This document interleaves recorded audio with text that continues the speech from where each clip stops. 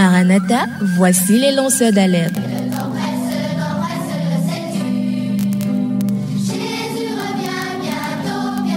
Avec vous dès le point de vue. Le temps presse, le sais-tu. Juste quelques instants avant, Coco Bertin nous disait que le coq a chanté. Après le coq a chanté, il nous a dit que le bien portant d'aujourd'hui peut être le malade demain, le voyant d'aujourd'hui peut être l'aveugle de demain, le riche d'aujourd'hui peut être le pauvre de demain. Il n'y a donc pas de raison. Selon Coco Bertin, nous avons écouté ces chants d'ailleurs, ça nous a bel et bien plu.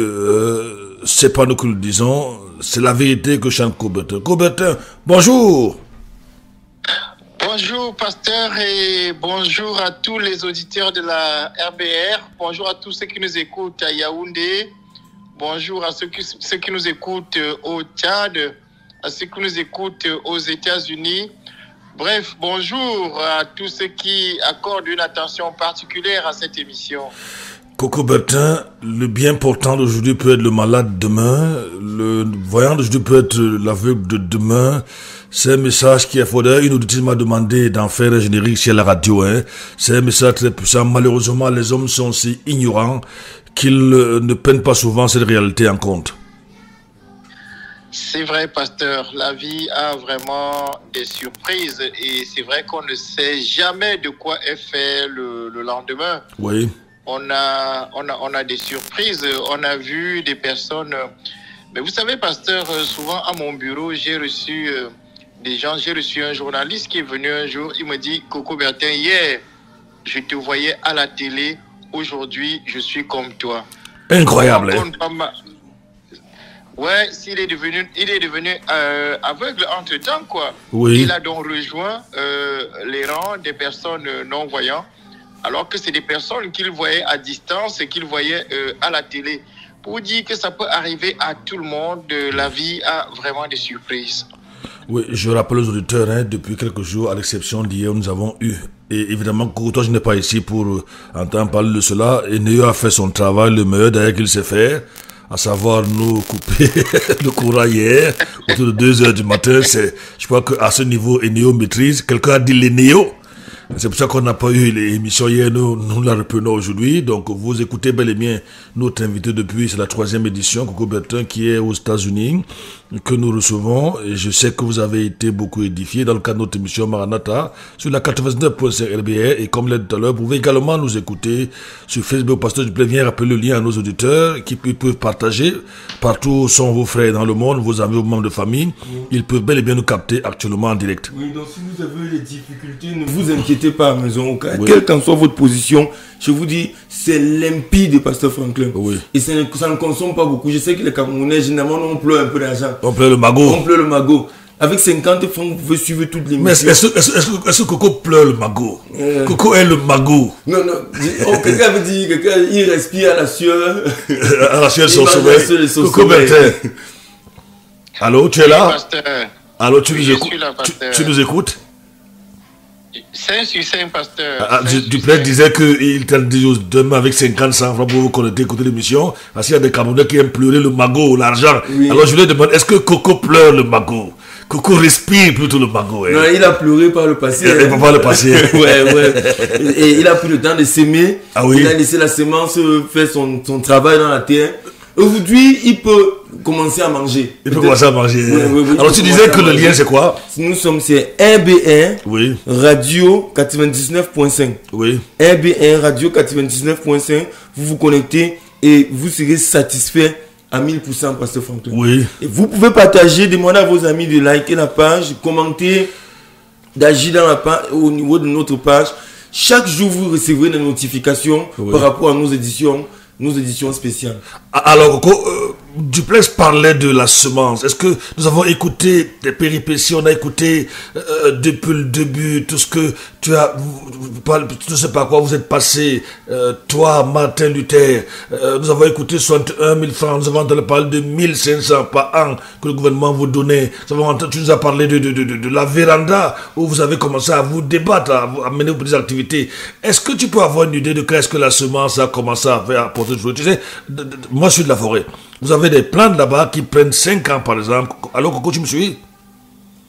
C'est succinct, pasteur. Qui prennent environ 5 ans avant de commencer à porter du fruit. Vous avez le palmier, c'est entre 4 à 5 ans. Vous avez le cacao, c'est aujourd'hui, avant c'était 4 à 5 ans, aujourd'hui c'est 2 ans. Vous avez le cocotier, qui peut prendre 5 à 7 ans. Mais quand est-ce que tu as commencé à sentir un peu le fruit?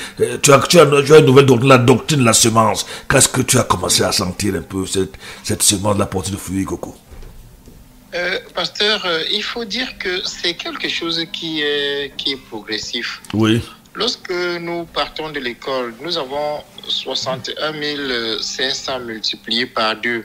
Oui. On arrive, on les fructifie. On va produire des chaises, comme je vous expliquais. Oui. On va produire des chaises qui vont être rachetées. Vous voyez que cette petite semence a déjà produit quelque chose. Oui. Parce que lorsque on rachète des chaises, ce n'est pas au montant de notre investissement. Il y a une petite marge. Oui. Mais avec l'argent de ces chaises vendues, nous allons de nouveau renouveler la semence. Oui. Vous voyez, pasteur? Oui. Et je peux dire que, en fait, pour ceux qui me demandent souvent mon secret, je peux dire que tout au long de ma vie, j'ai appris à valoriser la semence. À chaque fois qu'ils me demandent comment on peut faire pour fructifier ceci, comment on peut faire pour fructifier cela. Oui. Il est arrivé que le CEJAC bénéficie des appuis financiers. Oui. Et les collaborateurs s'attendent à ce qu'on pose cet argent sur la table et qu'on se le répartisse. Ah bon? Non, il faut se dire, oui, justement. Mais il faut se dire comment on peut faire pour que cet argent nous permette de gagner davantage demain, donner une autre image à notre structure pour que cela attire davantage l'intérêt que ce soit des pouvoirs publics ou des partenaires techniques et financiers. Oui. Et c'est pour ça que vous pouvez observer ce qu'il y a au CEJAC comme investissement, parce que c'est qu'à chaque fois, on s'est toujours demandé comment fructifier. C'est tout simplement extraordinaire. La dernière fois que j'étais là-bas, c'était des nouveaux bâtiments qui sortaient du sol. Je pense qu'il y a évolution là-bas tout le temps. Hein? Oui, c'est vrai, pasteur, qu'il y a eu évolution. Quand je vous parlais de l'immeuble siège qui avait été inauguré par l'épouse du chef de l'État, il n'y avait que cet immeuble. Après, à côté, on avait pas mal de baraques en bois qui servaient de dortoir pour les enfants, qui servaient de salle de classe. Aujourd'hui, on n'a absolument plus de baraques en bois. Oui. On a plutôt 3 grands immeubles en matériaux définitifs. Et ce n'est pas tout, pasteur. Je crois que dans les prochains jours, on aura, s'il plaît à Dieu, d'autres surprises pour dire que on ne se croise pas les bras, pasteur. On continue à travailler. On n'estime pas qu'on est arrivé et qu'il est temps de dormir. Mais non, tant qu'on respire, je pense qu'il faut continuer à se battre. Il faut continuer à valoriser la somme. Alors, Coubertin, depuis quelques jours, tu es aux États-Unis. On voit les photos dans le groupe Maranatha.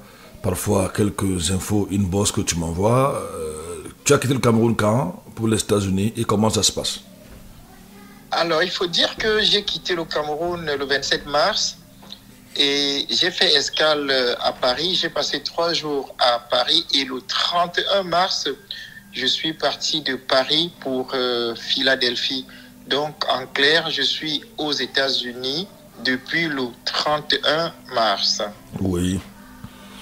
Et comment ça se passe? Nous t'avons vu quelques photos, visiter Grace Church, quelque chose comme ça, qui a été pendant un temps, je ne sais pas si c'est encore le cas, un partenaire du CEJAC, notamment dans la distribution des cannes blanches. D'abord, disons aux auditeurs, qu'est-ce que c'est que la canne blanche? Quel est son rôle? Bref, à quoi sert-elle? En fait, la canne blanche, c'est cet outil qui permet à la personne non-voyante de se déplacer sans se heurter, n'est-ce pas, contre les obstacles qu'il peut avoir sur son chemin. Oui. C'est-à-dire que quand le non-voyant se lève, il doit savoir où il va, parce que ce n'est pas la canne blanche qui va vous montrer le chemin, mais la canne blanche va vous permettre de détecter ce qu'il y a comme obstacle sur votre chemin. Oui. La canne blanche va également permettre à ceux qui voient le non-voyant d'identifier le non-voyant et de se rendre compte que voilà, si quelqu'un tire une canne blanche, ça veut dire qu'il ne peut pas vous voir. Donc vous ne pouvez pas venir vous cogner sur un non-voyant qui tient une canne blanche. Oui. Et du coup, nous, on considère au Cameroun la canne blanche comme l'œil, n'est-ce pas, du non-voyant. Oui. Un non-voyant qui n'a pas de canne blanche, c'est un peu comme un voyant qui marche avec les yeux fermés. Oui. Or, vous vous imaginez, pasteur, que cet outil précieux, important, était inaccessible aux aveugles du Cameroun compte tenu de son coût élevé. Oui. La canne blanche coûte cher, elle est rare parce qu'on ne la fabrique pas au Cameroun. Oui. Et voilà comment Dieu, dans sa grâce abondante, surabondante... Elle coûte combien environ, peut-être en CFA ou en US, elle peut coûter combien?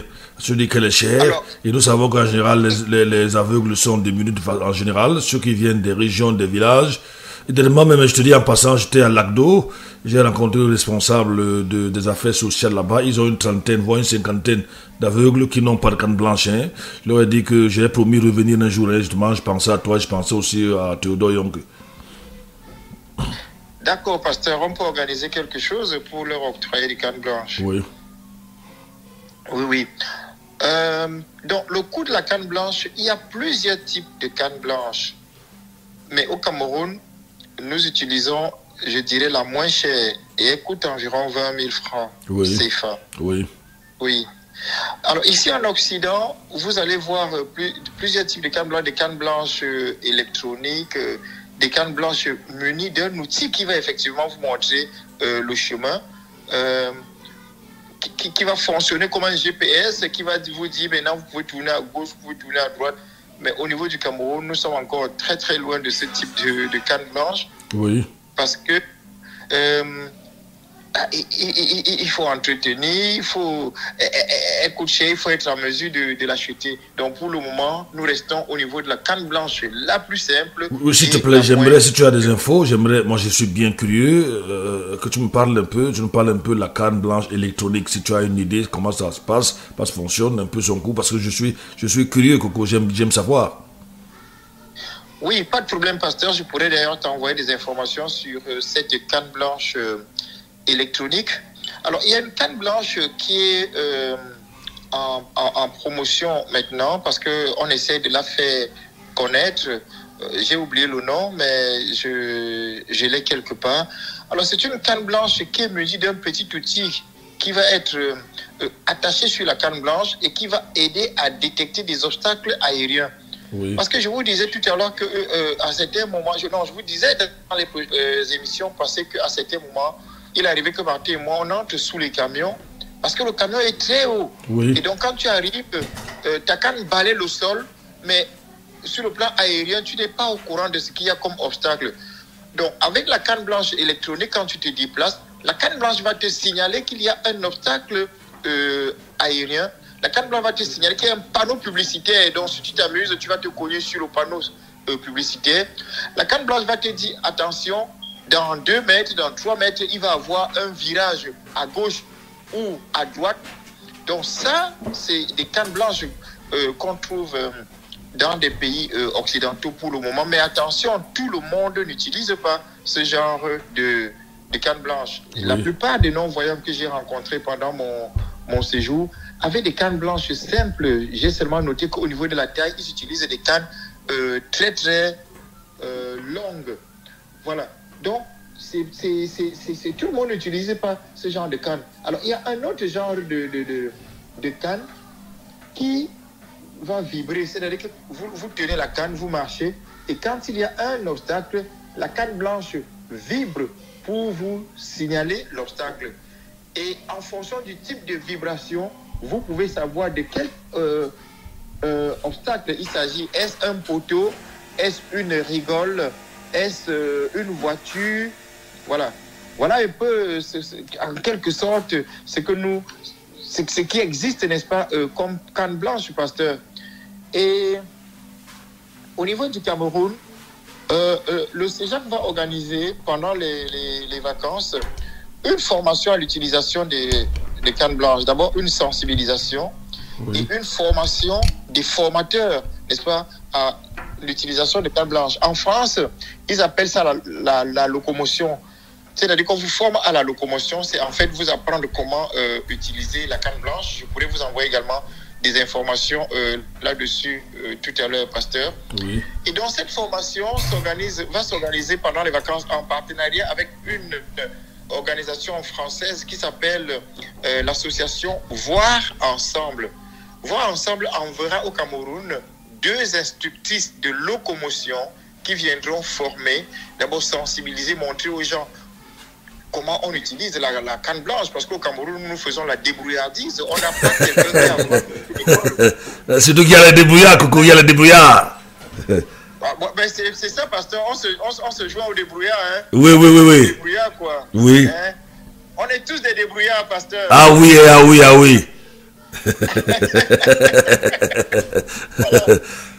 Voilà, donc on va faire venir des spécialistes qui ont pour métier apprendre aux gens à utiliser la canne blanche. Oui. Donc pendant à peu près 3 semaines, il y aura un séminaire au CEJAC pour former les gens sur l'utilisation de la canne blanche, n'est-ce pas, grâce à ces 2 dames qui séjourneront au Cameroun. Alors nous parlions de dans ce jour aux États-Unis, à Philadelphie, notamment cette église-là qui a été, en fait, c'est passé le reste, un partenaire pour aider le CEJA à offrir les cannes blanches qui coûtent cher aux Camerounais, et même quelques instants plus tard à la sous-région. Coco, comment ça se passe? Comment c'est passé? Oui, pasteur. Alors il faut dire que lorsque nous avons constaté la rareté de la canne blanche, le coût très élevé de la canne blanche, on s'est demandé au Cameroun comment faire pour trouver plus de canne blanche aux personnes non-voyantes. En 2016, le CEJAC a organisé une activité qui était dénommée Opération 100 aveugles, 100 cannes blanches. Cette activité consistait à mobiliser les ressources pour offrir au moins 100 cannes blanches à 100 personnes déficientes visuelles au Cameroun. On a travaillé, on est allé dans des églises, on a contacté des connaissances, on a écrit aux entreprises. Et à la fin, il me semble, si j'ai bonne mémoire, qu'on avait réussi à collecter plutôt 112 cannes blanches. Oui. On a organisé, à l'occasion de la célébration de la journée internationale de la canne blanche, on a organisé une grande cérémonie de distribution de cannes blanches au CEJAC en présence des ministres des Affaires sociales et des ministres des Postes et Télécommunications. Oui. Et cette célébration a eu un grand retentissement médiatique. Et c'est ainsi que le pasteur Théodore Yonke a reçu une vidéo qui faisait un reportage sur cette distribution de la canne blanche. Oui. Moi, je ne le connaissais pas du tout. Et un jour, il m'a contacté en me disant que il avait connu le CEJAC à travers le pasteur Libom qui lui avait envoyé, n'est-ce pas, cette vidéo. Alors, il venait au Cameroun et il souhaitait offrir des cannes blanches au CEJAC. Alors, il est arrivé au CEJAC et il est venu avec, je dirais, ses compatriotes américains. Ils étaient 3 cette année-là. Et ils ont offert 12, le pasteur Yonke a offert 12 cannes blanches. Et les 2 Américains qui l'accompagnaient n'étaient pas au courant de ce qu'il venait faire au CEJAC. Oui. Et ils lui ont dit, tu aurais dû nous dire, on aurait donné un peu plus de cannes blanches. Il a dit non, je voulais vous faire la surprise. Et donc l'année d'après, ils sont revenus, cette fois-là, au nom de Grace Church, offrir 50 cannes blanches. Oui. Ensuite, 150 cannes blanches. Oui. Plus tard, tenez-vous bien, 2000 cannes blanches. 2000 cannes blanches. 2000 cannes blanches. Et l'année dernière, ils ont carrément offert 3000 cannes blanches. Oui. Et c'est donc comme ça que nous avons multiplié des campagnes de distribution de cannes blanches au niveau du Cameroun. Si on regarde la valeur, lorsque je nous ai dit l'estimation, en la moyenne 20 000 francs par canne blanche, quand on a 2000, ça fait déjà, moi je suis pas habitué au calcul, c'est Casimir qui compte les milliards en esprit, qui aurait pu calculer très rapidement ici, mais 2000 cannes blanches. Je crois. Pardon? C'est pas 40 millions? C'est 40 millions? Bon, moi, je sais pas. C'est autour de ça. 2000 fois 20, oui, c'est 40 millions. C'est beaucoup d'argent, Kokoubet. Tout à fait, pasteur. Oui. Tout à fait. Oui. Tout à fait. Et donc, nous avons organisé des campagnes de distribution de cannes blanches au niveau du Cameroun. Et vous savez que quand la Covid est arrivée, les gens étaient enfermés, les gens ne pouvaient pas sortir. Il fallait mettre profiter, n'est-ce pas, de cette occasion pour organiser des tournées de distribution de cannes blanches. Nous avons donc sillonné le Grand Sud, nous avons sillonné l'Est du Cameroun, le Sud-Ouest. Bref, on est allé dans 7 des 10 régions du Cameroun pour des grandes campagnes de distribution de cannes blanches. Et cette fois-là, on a ajouté aux cannes blanches des kits alimentaires, n'est-ce pas, pour les personnes non-voyantes. Et avec ma casquette d'administrateur de l'Union francophone des aveugles en charge de la sous-région Afrique centrale, nous avons organisé une tournée en fin 2021, début 2022. J'ai fait le tour de 4 pays avec le pasteur Yonke et une de mes collaboratrices en charge de la communication. Nous avons fait le tour de 4 pays de la sous-région pour distribuer les cannes blanches. Et d'ailleurs, à l'occasion, des hautes autorités nous ont reçus, à l'instar de la première dame de la République centrafricaine, du ministre des Affaires sociales du Gabon et de plusieurs autres autorités, n'est-ce pas, du Congo-Brazzaville. Oui. Nous avons donc distribué les cannes blanches. Nous avons également renforcé les capacités du personnel d'une école des aveugles, n'est-ce pas, au Congo-Brazzaville, école dont nous avons contribué à la création. Oui. Par notre petite expérience. Donc, on a renforcé leur capacité, n'est-ce pas, à l'utilisation de l'imprimante Braille. Donc, on est allé au-delà de cannes blanches, n'est-ce pas, pour organiser une formation des formateurs au Congo-Brazzaville. Et voilà comment les cannes blanches ont été distribuées au niveau du Cameroun. Et dans nos échanges avec Christchurch, pourvoyeur de ces cannes blanches, on a pensé qu'il était bon de présenter notre gratitude, n'est-ce pas, aux membres de cette église de Christchurch là. Donc en 2000, j'ai eu un visa pour rencontrer Christchurch aux États-Unis, mais avec la Covid-19, comme vous souvenez, les frontières étaient fermées, donc ce visa est tombé dans l'eau. On n'a pas pu l'utiliser à cause de la Covid. Et donc, on a renouvelé le visa l'année dernière. Enfin, ils m'ont de nouveau envoyé une invitation. L'année dernière, j'ai pu obtenir le visa. Et c'est donc dans ce cadre, n'est-ce pas, que, comme je le disais tout à l'heure, le 31 mars, j'ai foulé le sol américain. J'ai rencontré Christchurch. Le 2 avril a eu lieu, n'est-ce pas, dans cette église, je dirais un culte spécial au cours de laquelle j'ai présenté une vidéo qui montrait la distribution de cannes blanches dans les différentes localités que j'ai évoquées tout à l'heure. J'ai présenté cette vidéo et le CEJAC a également remis une attestation de gratitude, n'est-ce pas, à Christchurch de Philadelphie avec un tableau qui démontrait la démarche de Christchurch qui part des États-Unis, qui traverse l'océan Atlantique, qui vient en Afrique et qui en Afrique tombe, n'est-ce pas, sur le CEJAC avec un panier ouvert pour accueillir les cannes blanches. Et je peux vous dire que le culte était très, très intéressant, pasteur. La vidéo a été diffusée pendant le culte et très appréciée, n'est-ce pas, par ceux qui participaient à ce culte-là. Voilà, pasteur. Et quel a été le résultat? Est-ce que Christchurch s'est engagé à offrir de nouvelles cannes blanches? Est-ce que vous avez comptabilisé le nombre total de toutes les cannes blanches qui ont été envoyées par Christchurch? Comment c'est passé? Est-ce qu'ils ont pris je parle d'engagement, des résolutions pour continuer à soutenir le CEJA? Coco? Oui, disons que Christchurch a dit oui. Christchurch a dit que elle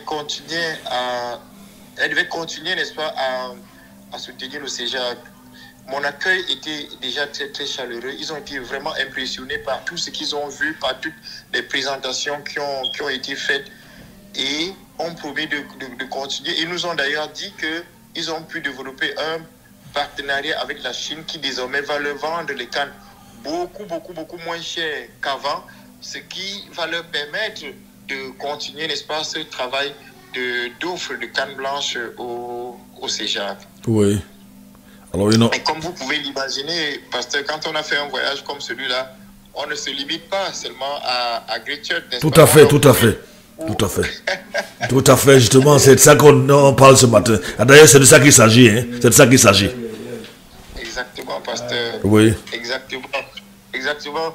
Donc, on a eu, au-delà de ce culte auquel on a participé, on a eu d'autres séances de travail avec Great Church pour parler justement de ce partenariat avec le CEJAC. Et j'avais demandé à Great Church de contacter les organisations de personnes non-voyantes de leur localité pour que je puisse avoir un contact. Ce qui a été fait, le pasteur John de Great Church a contacté la responsable de la Fédération nationale des aveugles de Pennsylvanie, donc de l'État de Pennsylvanie, oui, avec qui j'ai eu une excellente séance de travail. Et elle, à son tour, a contacté, n'est-ce pas, le siège de la Fédération nationale des aveugles qui est situé à Baltimore. J'ai effectué un déplacement à Baltimore pour visiter le siège et rencontrer, n'est-ce pas, quelques responsables. Les principaux responsables étaient malheureusement en vacances. Nous avons visité le siège. On a rencontré quelques responsables qui m'ont d'ailleurs adressé une invitation pour participer à leur congrès qui aura lieu à Houston du 1er au 5 juillet. Oui. Voilà, pasteur. Donc, pour dire qu'il y a eu pas mal d'autres contacts, n'est-ce pas, à la suite de cette descente à Great Church de Philadelphie. Et depuis quelques jours, je me trouve dans la localité de Tacoma. Alors, Tacoma, c'est une toute petite ville située à côté de Seattle. Seattle qui est le headquarter, n'est-ce pas, de l'État de Washington. Voilà. Oui. Et donc, j'ai pu me rendre à Seattle pour visiter une structure, n'est-ce pas, d'encadrement des personnes non-voyantes il y a juste quelques jours et voir, n'est-ce pas, dans quelle mesure on peut poursuivre une collaboration. J'ai aussi eu pas mal de réunions téléphoniques avec plusieurs responsables des organisations de personnes non-voyantes. En perspective, je vais me rendre dès dimanche à Los Angeles, n'est-ce pas, où je vais avoir de nouveau l'occasion de rencontrer des responsables, n'est-ce pas, d'associations de personnes non-voyantes. Voilà comment se poursuit le périple américain, pasteur. Coco Bertin, on dirait, finalement, tu vas faire le tour de tous les États-Unis en quelque temps, Coco Bertin. La semence là, est-ce que c'était pas une semence spéciale? Est-ce que c'est la même semence que tout le monde a, Coco? Parce que là, on s'interroge, ta semence là, comme on dit souvent chez nous au Cameroun, t'as pas l'âme de passe, pasteur Duplex. T'as pas de semence l'âme de passe. Pasteur, je pense que Dieu nous demandera autant qu'il nous en a donné. Oui. Alors parce que les gens me disent souvent, Coco Bertin, on te voit, tu es cultivateur, tu es artiste, musicien, tu es prédicateur de la parole. Tu es businessman. Voilà, tu es un businessman. On me dit, mais finalement, tu es quoi? Mais toi, tu es quoi? Toi, me dis-nous alors. Écoute, pasteur, si le Seigneur te donne la force et la capacité de faire plusieurs choses, il faut savoir que Dieu te demandera en fonction de ce qu'il t'a donné comme talent. Oui. Regardez vous-même l'histoire des talents dans la Bible. Oui. Vous avez quelqu'un qui a 2 talents, un autre qui a 5 talents, un autre qui a 10 talents. Et chacun rend compte en fonction du nombre de talents. Allô, Coco. Pasteur. Là, le pasteur, je peux me demander s'il s'interroge, qui parle là maintenant? C'est encore Coco ou bien le prédicateur ou le directeur? Finalement, qui parle? Il dit que là, c'est le prédicateur, c'est Coco, c'est le prédicateur. Là, tu lui parles de talent. Mais, vous voyez, pasteur, c'est toutes ces dimensions-là qu'il faut valoriser. Oui. Oui.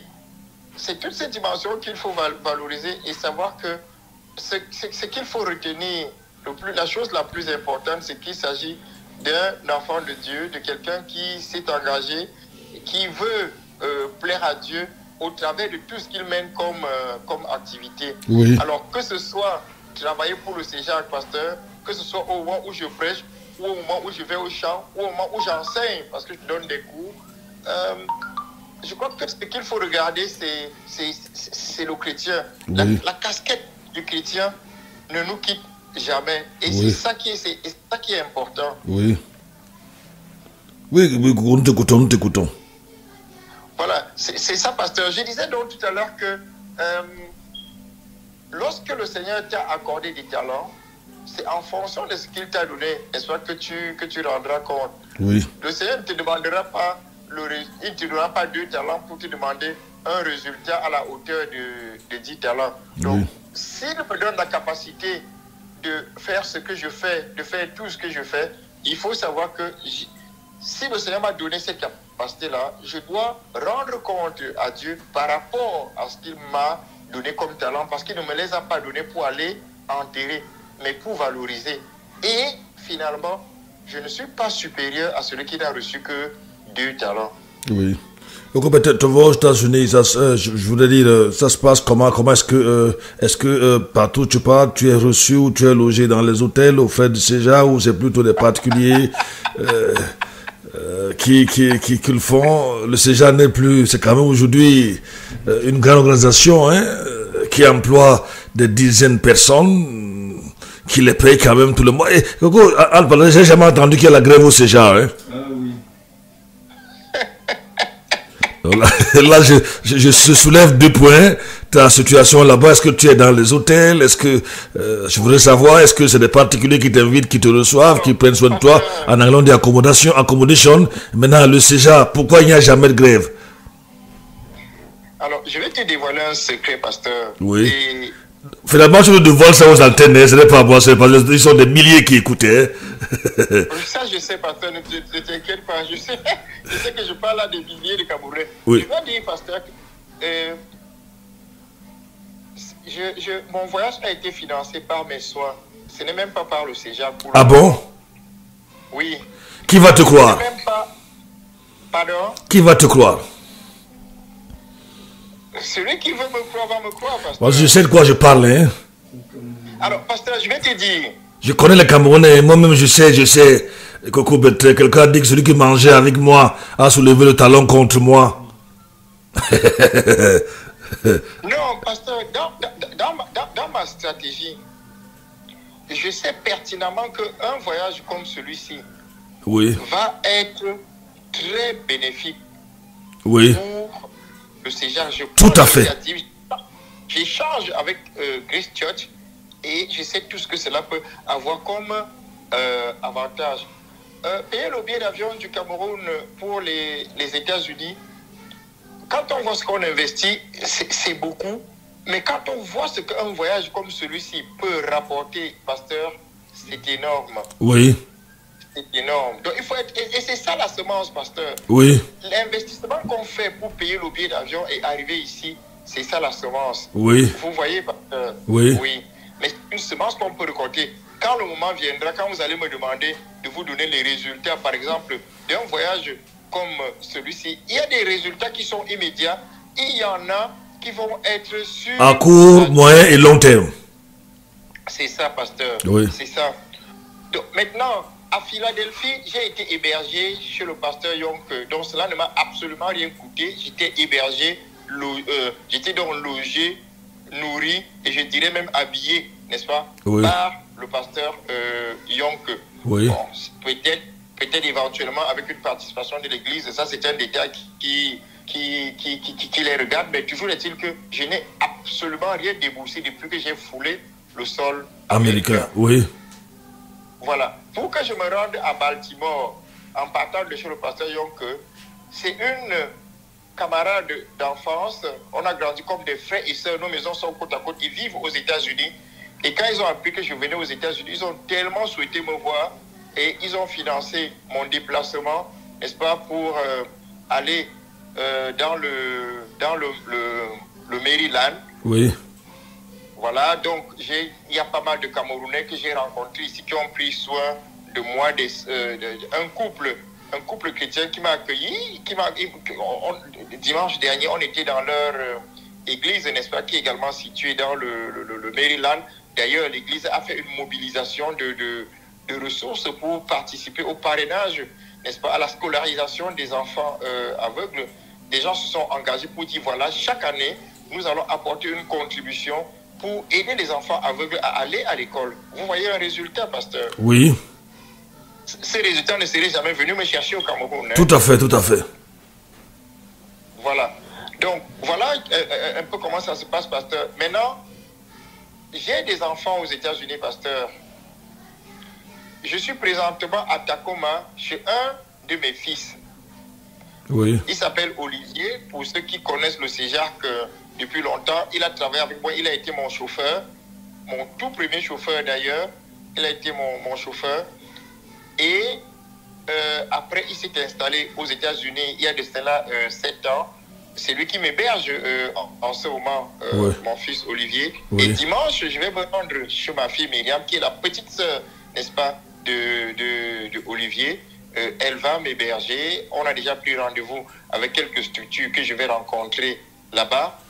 Et à l'endroit où je me trouve, je suis pris en charge justement par Olivier. Donc, vous voyez, pasteur, le Seigneur a pourvu et a permis qu'il y ait des gens qui prennent soin de moi. Et je ne suis pas dans les hôtels. Mais les maisons que j'occupe sont aussi à la dimension des hôtels 5 étoiles. Ah bon? Comment tu fais? Nous sommes samedi, c'est pas vendredi. Donc je suis pas sûr. Toi, tu dis que tu vois le vendredi. Le seul aveugle qui voit le vendredi. Mais comment tu réussis à voir la dimension de ces maisons qui sont... tu sais, Coco, moi, je voyage beaucoup au Cameroun en tant que missionnaire. Vous allez au nord et vous trouvez quelqu'un qui a sa petite cabane là-bas et pour lui, c'est un 5 étoiles. Mais c'est ça, pasteur, c'est ça. Il faut savoir se contenter de ce qu'on a. Oui, c'est vrai, pasteur. Il faut dire que les gens sont bien logés ici. Vous ne construisez pas les maisons comme vous voulez.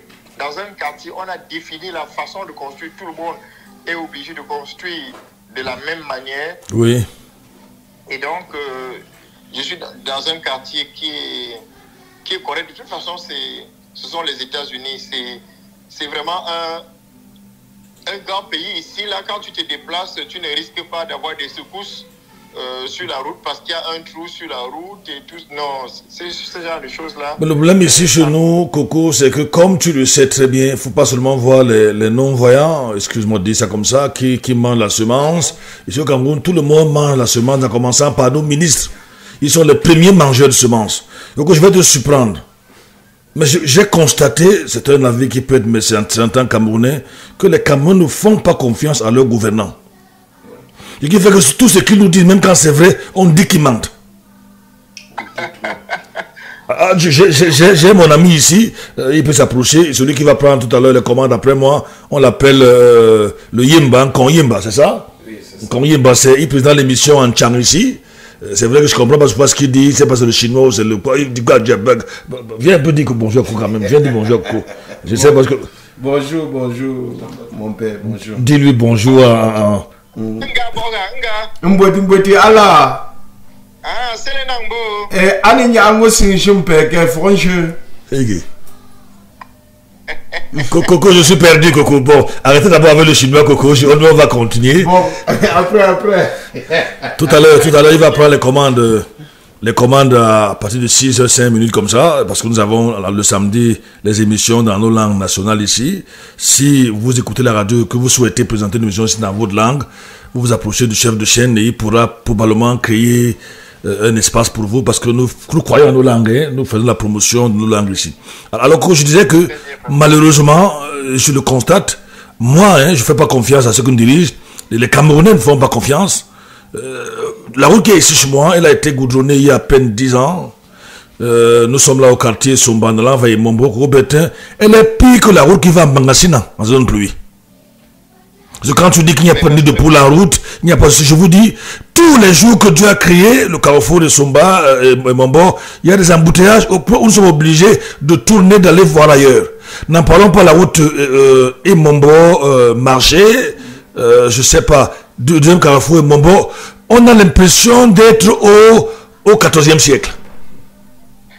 Oui, mais les gens ont eu l'argent, Coco Bertin. Ici, par exemple, à Isomba, je me souviens, quand vous, selon ce qu'on nous disait, vous voyez la route bifugue, quand quelqu'un a une grande maison, la route arrive là, elle dévie, elle s'amincit, elle devient plus petite, elle devient plus courte, on évite la... On sait parce que le monsieur a donné qu'on ne casse pas sa maison, ainsi de suite. C'est ça l'Afrique, c'est ça le Cameroun. Toi, tu nous dis que tu as des routes là-bas où tu roules sans problème. Ici, même quand le ministre saute sur les nids de poule, ça lui dit qu'il continue à une 4x4. D'ailleurs, climatisé, dernier cri, hein. Coco, les villages des ministres sont pires. Je connais les villages la plupart des ministres. Certains vont peut-être parfois par hélicoptère Josué dans leur maison. Ils n'ont pas de route.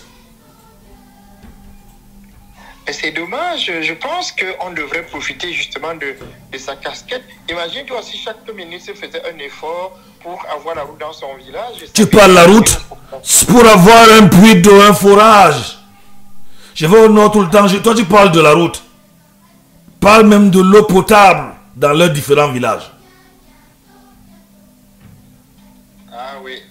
Donc je t'écoute parce que tu as parlé des routes, j'ai été, moi je voyage, je connais le Cameroun de A à Z, je voyage, alors tu dis que là-bas sur les routes tu ne sens rien. C'est comme si... Le niveau de développement est indescriptible, franchement. Les routes sont grandes. Les routes sont grandes. Coco, Duplex demande comment tu fais pour voir les routes. Mais qu'est-ce que tu veux que je te dise, Duplex? C'est ma façon de voir. Je ne vois pas que les routes, mais je vois l'environnement. Vous avez vu, je vous ai parlé des structures que je suis allé visiter. Oui. On vous parle d'une structure de personnes non-voyantes comme ça. Il y a peut-être juste 20 aveugles, mais la structure qui est grande. Tout un grand bâtiment spacieux et tout. Et tout. Il y a des investissements vraiment incroyables ici. Hein. Oui. Et puis, quand on dit que la route est grande, vous savez, quand le non-voyant marche avec un accompagnateur, il se renseigne. Oui. Quand je suis dans la voiture, par exemple, avec le pasteur Young, il me dit, mais la route, si on est en train d'aller comme ça, il y a 3 voies sur ce sens. Et du côté opposé, il y a 3 autres voies. Vous voulez que je vois comment? C'est de cette manière-là oui. que je peux voir. Je vais me faire décrire. Oui. Je vois ce qu'il y a dans l'environnement. Oui, oui. Oui, et je peux ainsi apprécier ce que j'ai autour de moi. Oui. Mais parce que vous imaginez quand vous êtes à l'aéroport, les avions partent comme si c'était le taxi dans les rues de Yaoundé. Ah bon? Lorsqu'un avion rate, n'est-ce pas, de partir à son heure. Quand je suis parti de Dublin, parce que quand je suis parti de Paris pour Philadelphie, on a eu un escale à Dublin, en Irlande. En Irlande, oui. L'avion a eu un léger retard. Il a fallu qu'il tourne au sol pendant plus d'1 heure pour trouver l'espace aérien pour repartir. Parce que dès que tu as loupé même de 5 minutes ton heure de départ, d'autres avions partent. Et il tourne au sol le temps qu'on lui trouve l'espace aérien parce que ça alors. Les uns atterrissent, d'autres décollent. C'est-à-dire comme si c'était le taxi dans nos rues de Yaoundé, pasteur. C'est incroyable. Oui. C'est incroyable. Parfois, j'ai eu un débat, c'est vrai que je le vis souvent avec des frères.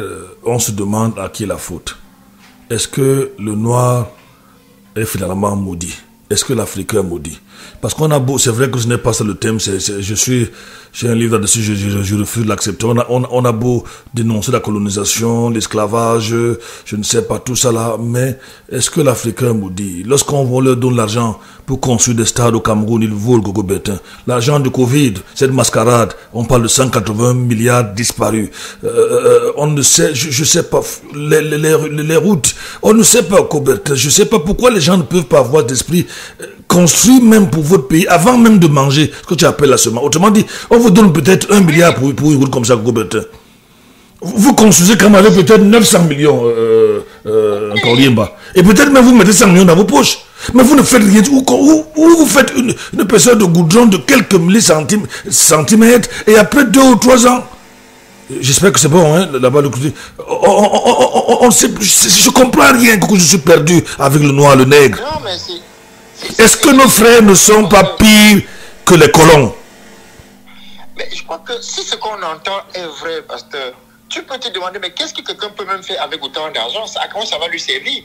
Parce que tu vas te rendre compte que même s'il vit pendant 200 ans, il ne consommera jamais autant d'argent. C'est donc pourquoi faire? J'ai dans un livre que j'ai publié il y a quelques années, Avertissement aux riches, à mon petit niveau, j'ai fait des calculs. Pour finir 1 milliard, vous passez plus de 25 ans en mangeant, comme on dit chez nous au Cameroun, en mangeant 100 000 par jour sans travail. Ça veut dire que Roberto se lève le matin, il bousille 100 000 francs. Il vous faut au moins 25 ans pour 1 milliard. Sans compter les intérêts. Là, je ne parle pas d'intérêt, parce que si c'est à la banque, 1 milliard, on dit c'est autour de 80 millions par an. Les intérêts. Mais je ne parle pas d'intérêt. On vous donne 1 milliard. Vous levez le matin, vous ne faites rien, comme dit mon ami Jean-Paul. Vous attachez le pagne et vous brûlez 100 000. Vous avez plus de 25 ans. 25 ans pour finir 1 milliard. Parfois, ce pays-ci, c'est compliqué. C'est compliqué. Pourtant, on a des moyens. Il n'y a pas de route à Yaoundé. Il n'y a pas, je sais pas, Coco Bertin. Bon, parlons des structures aux États-Unis, tu nous parles de ce que tu vois là-bas. Bon, nous parlons du CEJA, pas du Cameroun. On pleure. Si vous étiez comme moi, vous voyagez comme moi, Coco Bertin, vous voyez des localités au nord. J'ai publié une vidéo qui, malheureusement, aujourd'hui a fait de la récupération à Zira. Il y a 3 ans, les femmes accouchaient sur les bambous comme au 14e siècle. Ça, c'est au nord. J'avais été reçu par la sage-femme. Ce qui me gêne, c'est que cette vidéo aujourd'hui, elle a été vue par des millions de personnes. Malheureusement, les gens en font la récupération. Et les gens m'ont appelé il y a 2 ou 3 jours, me disent qu'elle est passée à Radio Balafon. À Balafon, elle est passée, parfois c'est Equinox, on la diffuse par-ci, par-là. Ils ne savent même pas qu'il avait fait, combien ça m'a coûté pour arriver là-bas. Mais ce qui me touchait, ce qui me brisait le cœur, c'est que, au 21e siècle, il y a des endroits au Cameroun où les femmes accouchent sur des bambous, où on ramasse le sang comme si on ramassait le sang des chiennes qui ont mis bas. Je raconte pas les histoires, hein. C'est ce que je vis quand je vais au nord. Vous avez des villages de 10 000 habitants qui n'ont pas un point d'eau potable. Ils disent que de l'eau, j'étais dernièrement à lac d'eau avec des porcs, duplex, je dis bien des porcs. Cette eau-là, vous ne pouvez même pas l'utiliser pour vous laver au sud. Je pense là à Urukeso, Urubelo, ça c'est dans le lac d'eau. Je pense à Guidiba, à tous ces endroits-là que je vis tout le temps. C'est terrible. Et les gens ont autant d'argent. Ces ministres-là viennent de nos villages. Ce sont nos frères, nos cousins, qui commencent à lui avec des bâtons. Quand vous nous parlez des autres pays, c'est pas que les moyens nous manquent, Coco. Je sais pas, est-ce que le noir est maudit? Bon, peut-être il faudra que je prenne un thème ici un jour pour dire, est-ce que le noir est maudit? Mais chacun amène son point de vue. Mais c'est grave quand même, Cobert. C'est grave. Ah oui, pasteur, ah oui. Alors, pour revenir un peu sur le séjour, pasteur, je dois dire que de manière globale, je me réjouis, n'est-ce pas, de ce séjour aux États-Unis. Il y a des contacts qui se sont approfondis avec Grace Church, qui va donc poursuivre son travail de collecte et d'offre de canne blanche. Il y a d'autres églises que j'ai visitées où j'ai eu l'occasion de présenter la situation du CEJA, que même si elles ne se sont pas formellement engagées, oui. On pense que ça va certainement continuer à retentir dans les cœurs et que ça peut susciter, n'est-ce pas, des choses à la longue. Et je suis allé dans une petite église africaine, ça s'appelle la puissance du nom de Jésus. Ils aiment la puissance, les Africains. Ils aiment même là-bas, ils appellent ça la puissance du nom de Jésus. C'est très bien ça. Partout la puissance. Et donc j'ai visité cette petite église parce que le pasteur responsable de l'église a épousé une amie camerounaise. Oui. Et donc on a visité l'église. Et cette église, comme je vous disais tout à l'heure, s'intéresse. Quelques membres se sont engagés. Ils ne sont pas nombreux à apporter un petit appui. Nous nous réjouissons de cela. Et puis, il y a vraiment pas mal de contacts qui se poursuivent. On espère que cela, à la longue, aboutira à quelque chose. J'ai rencontré pas mal de responsables d'associations d'aveugles et ils espéraient vraiment me voir, n'est-ce pas, à leur congrès au début du mois de juillet. Malheureusement, c'est compliqué pour moi de participer simplement parce que pour obtenir un rendez-vous à l'ambassade des États-Unis, il faut au moins 3 mois. Alors 3 mois, le mois de juillet sera déjà passé, donc malheureusement, il ne va pas être possible, n'est-ce pas, d'obtenir un visa pour venir. Sinon, ça aurait été une très belle occasion. Donc voilà, globalement, pasteur, je dois dire que c'est... Coco, oui, pasteur. Est-ce que tu as eu des salutations chrétiennes là-bas? Je ne sais pas ce que vous entendez par salutation chrétienne, pasteur. On te salue avec $100 à main, ou bien on te fait une offrande, on dit voici l'offrande pour Coco Bertin, voici l'offrande pour notre visiteur, $200, $2000, $5000, $10 000. Non. Coco. Mais disons que l'église où j'ai fait le culte dimanche dernier, à la fin du culte, effectivement, il y a une participante qui m'a offert $100. Oui. Un don de $100, effectivement. Oui. Voilà. Tu n'as pas eu, on t'a pas fait les offrandes en tant que visiteur, ou je sais pas quoi. Comme ça, tu viens payer la dîme au pasteur Duplex ici, parce que lui, il aime bien ça. Allô, Coco? Pas encore, pasteur. Peut-être que ça va me suivre. Il va commencer à prier. Peut-être que ça va venir. Lui, il attend la dîme, pasteur Duplex. Peut-être que ça me suivra, pasteur. Alors, Coco, peut-être un dernier mot par rapport à ton séjour. Quand est-ce que tu vas revenir? Nous te souhaitons beaucoup de choses. Si les auditeurs ont des questions, nous, vous savez, depuis, c'est la 3e édition. Aujourd'hui, nous recevons Coco Bertin, notre frère, notre ami, directeur du club des jeunes aveugles réhabilités du Cameroun. J'espère que cette fois-ci, je ne fais pas d'erreur. Coco, j'ai essayé de corriger cela. Non, c'est correct, pasteur. C'est correct. Ok, vous avez des questions, des préoccupations, vous pouvez le faire soit sur Facebook, soit sur WhatsApp. Avant qu'on ne se parle ce matin, Coco Bertin, les perspectives d'avenir, tu reviens quand? Peut-être une question qui ne regarde pas les États-Unis, mais très souvent tu as voyagé en Europe. Est-ce que l'Europe a aussi, le cas de l'Europe, je parle de la France, de la Turquie, je ne sais pas, les Pays-Bas, a apporté un grand soutien dans la construction de CEJA? Oui, il faut dire que le siège du CEJA a été construit avec l'appui notamment de la Hollande, oui, et de la France à l'époque. Donc oui, ça c'est sûr qu'il y a eu un grand appui, n'est-ce pas, de l'Europe à la construction du CEJA. Oui. Et d'ailleurs, le pasteur Yonk a beaucoup insisté pour que je vienne aux États-Unis parce que il s'est rendu compte que j'allais souvent en Europe. Et il m'a dit, mais toi, chaque fois on t'invite, tu ne veux pas venir, tu vas seulement en Europe. Ce serait bien d'explorer également les États-Unis.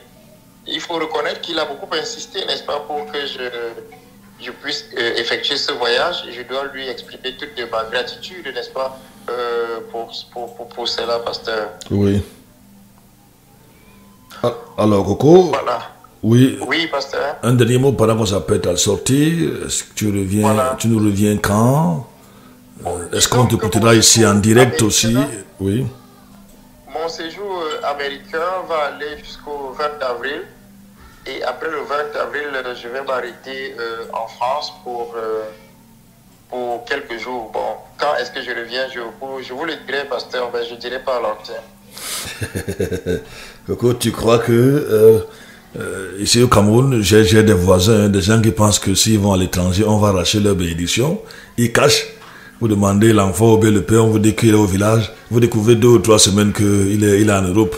Peut-être que Coco Bertin a peur que... je ne sais pas. Non, pas du tout. Pas du tout. Le jour de mon retour, on verra lorsque les choses se préciseront, mais toujours est-il que pour le moment, je suis aux États-Unis jusqu'au 20 avril. Oui. C'est ça, pasteur. Coco, est-ce que tu as un message? Et après, je vais m'arrêter en France. J'aurai un petit moment à passer en France, notamment à Paris. Ok, j'espère que j'aurai des commissions à te confier là-bas. J'espère, j'ai des amis là-bas qui interviennent ici, des personnes ressources. On ne sait jamais. Coco, un mot à ceux du CEJA qui t'écoutent ici au Cameroun, à tout ce personnel qui travaille là-bas, à Martin Luther, qu'on appelle affectueusement le vieux, à ces jeunes élèves, ces professeurs, ces enseignants, Un mot. Et je t'ai posé une question, je n'ai pas répondu, il ne faut pas que j'oublie. Hein. J'ai parlé, pourquoi il n'y a pas, je n'entends jamais parler de la grève.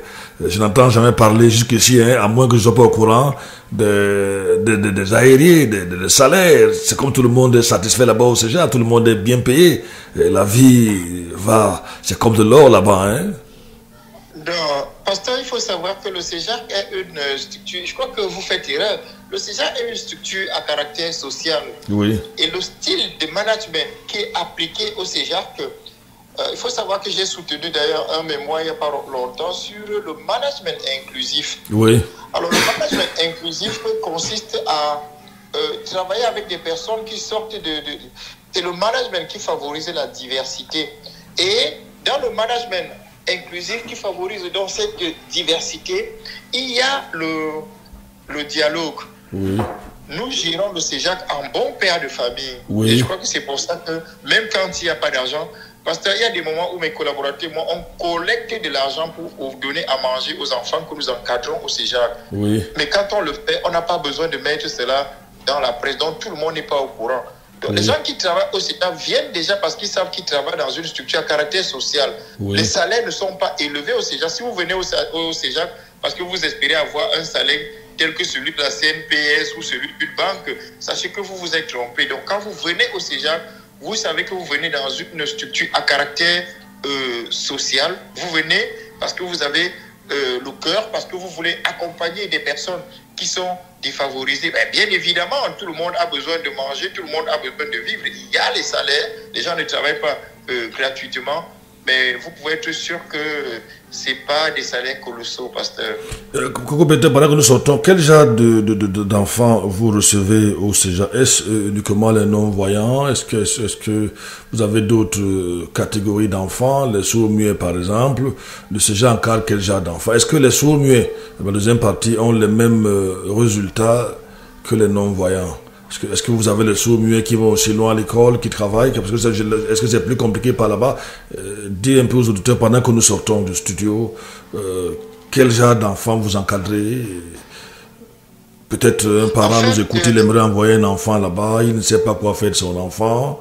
Ou bien même déjà quelqu'un qui, à un certain âge, il est déjà adulte, mais il était désespéré, pensant que cet handicap, c'est la fin de la vie. Un mot d'espoir.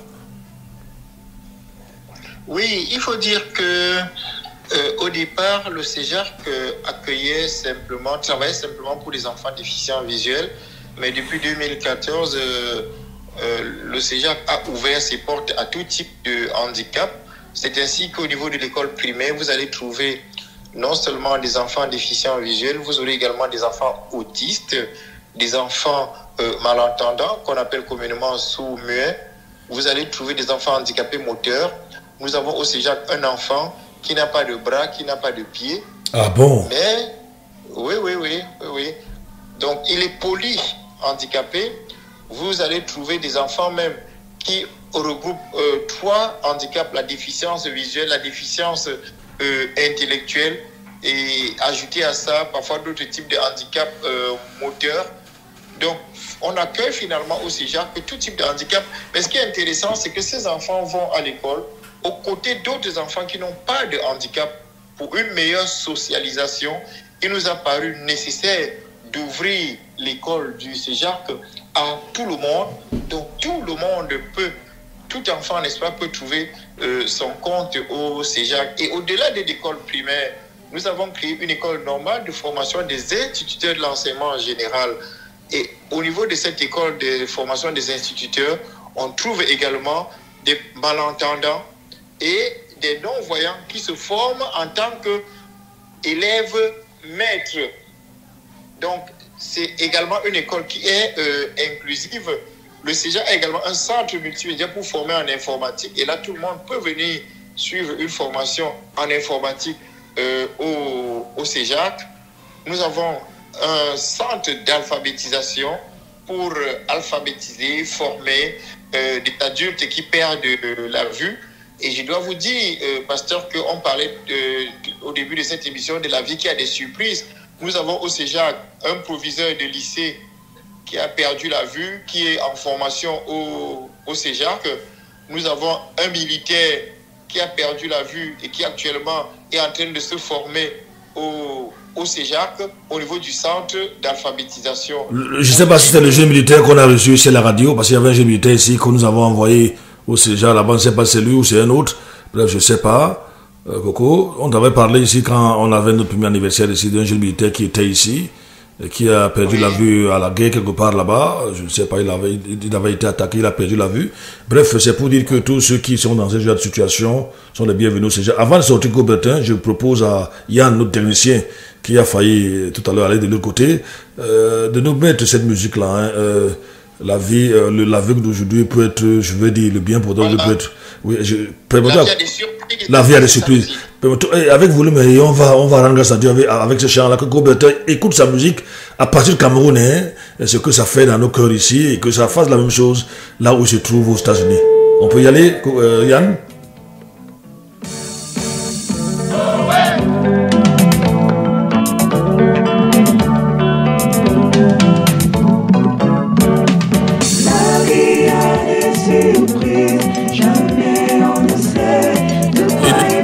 Édition spéciale. Vous aviez pourtant l'occasion d'appeler. Allons-y, Tala, nous t'écoutons.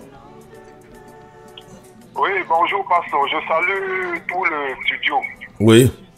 Oui, et je salue Monsieur Coco Bertin. Merci. Oui, oui. Je vous ai connu il y a quelques années à la mission du plein évangile de Ban et dimanche. Je venais voir un frère là, le commissaire principal à quoi. Ce jour-là, vous avez prêché et avant la prédication, vous avez présenté votre épouse et je crois deux de vos enfants. J'étais vraiment émerveillé de voir un non-voyant lire la Bible sans regarder et prêcher la bonne nouvelle de Jésus-Christ. Merci beaucoup. Depuis lors, je suis sans nouvelles de Coco Bertin jusqu'à ce que vous, comme vous avez annoncé l'autre jour que la barbe est déjà devenue blanche là, je suis sans nouvelles de vous durant le temps qui s'écoule. Non, le pasteur Franquin vous donnera de mes nouvelles. Si vous voulez me voir, le pasteur Franquin vous conduira. Oui, oui. Je ne sais pas si le pasteur Franquin peut me laisser un peu le temps de continuer. Non, c'est déjà l'heure d'une autre émission. Hein. Je ne peux pas continuer. C'est l'heure. On a débordé parce qu'il y a une édition spéciale. Il y a Jean Konyimba qui est là. Il me regarde. Ce n'est pas des bons yeux. C'est parce que c'est Coco Bertin qui ne parle pas. Donc, nous sommes déjà à 6h10 là. Nous sommes déjà à 6h10. On a largement débordé. On a laissé l'espace. Je suis désolé. Monsieur Coco Bertin, je vous encourage. Et ce que vous faites vraiment m'a vraiment émerveillé. Vous êtes vraiment un enfant de Dieu. Les anges de l'Éternel vraiment vous accompagnent et vous allez aller de victoire en victoire. Vous êtes en Merci. Tala Coubertin va donner son dernier mot, je suis désolé. D'autres aveugles. Que Dieu vous bénisse. Merci, monsieur Tala. Merci beaucoup. Coubertin, un dernier mot, on va partir. Nous. Je voudrais saluer tout le studio, saluer le pasteur Franklin et la jeune mère. Hein, tu lui transmettras mes salutations. Mais je ne partirai pas sans dire un bonjour à la plus belle des femmes. Elle s'appelle Cécile et elle est mienne. Ah oui, hein? Ah oui, j'espère qu'elle a l'écoute. En tout cas, elle va suivre au moins les réseaux sociaux. Bonjour à toi, Cécile. C'est avec ces paroles que dans notre hangar. Nous avons consacré 3 éditions au CEJAC Coubertin. J'espère que vous avez été édifiés. Moi, je l'ai été. Je le suis d'ailleurs tout le temps quand je suis avec Coco. Nous allons vous dire au revoir. Yann a assuré la mise en onde. Pasteur Duplessis n'était pas loin dans le côté au niveau de Facebook. Les programmes vont se poursuivre cette fois-ci avec Konyimba, qui va peut-être aussi venir dire au revoir à Coco en 2 ou 3 mots. Et on vous dit à demain. Konyimba, tu peux dire au revoir à Coco. Ok, bon, frère, moi, Bingo Bombolela Mbupen wo Shimbe. Oh, moi c'est un beau. Moi c'est un tezang à Chichichi. Moi c'est un tezang. À demain, je peux te dire. On ne sait jamais. Si je savais, est toujours en retard. La vie a des surprises. Jamais on ne sait de quoi est fait le